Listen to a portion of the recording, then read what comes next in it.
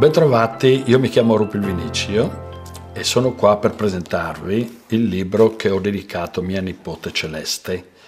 È un libro scritto in carnico da Prat, e io vi parlerò questi racconti e vi dirò in carnico, la mia lingua, perché io in italiano faccio un po' fatica. Questi racconti sono i racconti di quando ero piccolo, i giochi.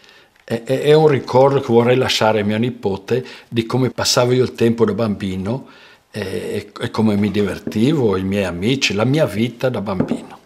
Invece di lasciare sinceramente una fotografia dal Brunnono, gli lascio un libro in cui che il nonno allo porrà lei e capì il nonno come era da piccolo.